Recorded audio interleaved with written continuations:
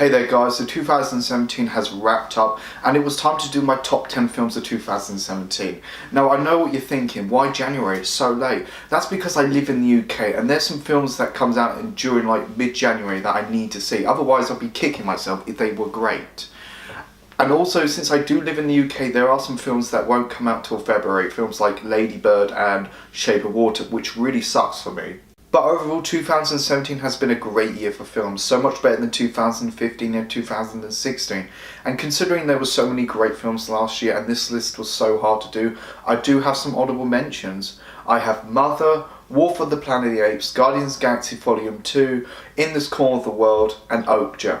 5 great films that came out last year and I highly recommend you go check it out. But now let's get started with number 10. And number 10 is Blade Runner 2049. This pays respect to the original Blade Runner but also stands as its own as a science fiction masterpiece. This is a film I want to give my full attention to. Phone turned off, watching high definition, no disruptions, make sure everyone is out of the house. Just full attention of the film. Ryan Gosling is just perfect at what he does. He chooses to work on the best scripts today.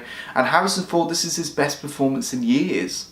And number 9 is Baby Driver. Every time I watch this film, it just gets better. It uses music as an advantage by telling the story.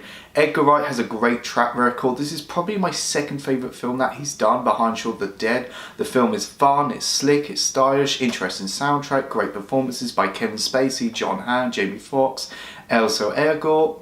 And number 8 is Thor Ragnarok. This was the Thor movie that I wanted. Compared to the previous Thor movies that had the basic superhero formula, this one was completely different. It had a sci-fi fantasy 80s makeover and all the better for it. It's directed by one of my favourite directors, Taika Waititi, who knows comedy. And people think it's just a comedy, but I beg to differ. Thor loses his hammer, Asgard gets destroyed, Thor's best friends get killed, Odin dies.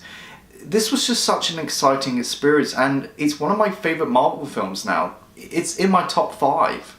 At number 7 is The Florida Project. I used to go to Florida quite a bit when I was a kid, so I do have a bit nostalgic for this film. The film follows these kids as they're enjoying their summer in this motel at the outskirts of Disney World. It's beautiful, it's vibrant, and yes, it deals with social issues and it's rooted in reality. William Dafoe's best performance in years, and the last 10 minutes was incredible. At one point I was saying to myself, what the fuck is this? At number 6, we have the animated film My Life as a Courgette.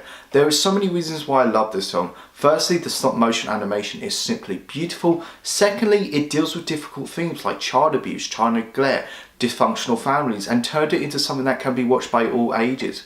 And thirdly, it's only an hour and 10 minutes long and it covers so much ground. At number 5 is Call Me By Your Name. I never thought I'd see a film about a teenager who falls in love with an older man and see so much of myself in this film, because you see someone who's going through new feelings that they never experienced before and how they're coping with that. It doesn't matter who they are or what gender they are or what they look like. You fall in love with someone for the first time that you never expected and how you are reacting to that. Armie Hammer and Timothy Chalamet are incredible and Mystery of Love is such a beautiful song. At number 4, and I doubt it would be on anyone else's top 10 list, and that's the Power Rangers movie. Say what you want to say, but I've been asking for this for years, and this was a mature Power Rangers movie with layered characters. The characters are great, especially the Rangers. It had fun action, it had some scenes I just wanted to cry. It pays homage to the original Mighty Morphin Power Rangers, but it also stands on its own.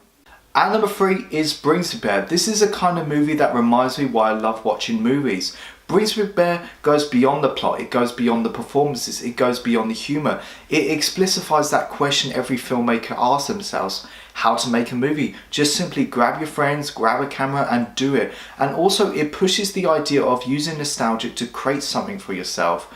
Your passions as a kid doesn't have to keep you restricted. You can use that and create something incredible if you give yourself the chance. At number 2 we have the Pixar film Coco. This is hands down the best Pixar film in terms of the animation.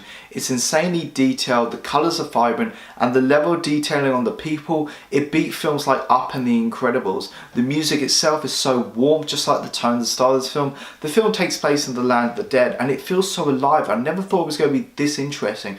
And I was really intrigued in Mexican culture that I didn't know about. And speaking to some people who know about this more than me, they said that Disney did such an incredible job of capturing the tone, the style, the spirit, and the importance of Mexican Day of the Dead. And I kid you not, I cried at the end. It comes down to this. My favourite film of 2017 is Star Wars Episode 8, The Last Jedi. I absolutely love this film. I saw this film 3 times in theatres and the 3rd time in IMAX. It was able to move the Star Wars films in a different direction. It had its own formula that felt so fresh. It paid homage to the original trilogy quite well, but also stand on its own. It was able to take characters and story arcs to a whole new level. Rian Johnson did some incredible things with The Last Jedi. Things I thought I'd never seen in a Star Wars movie. And as a massive Star Wars fan, this did not disappoint me at all, and that's why it's my favourite film of 2017.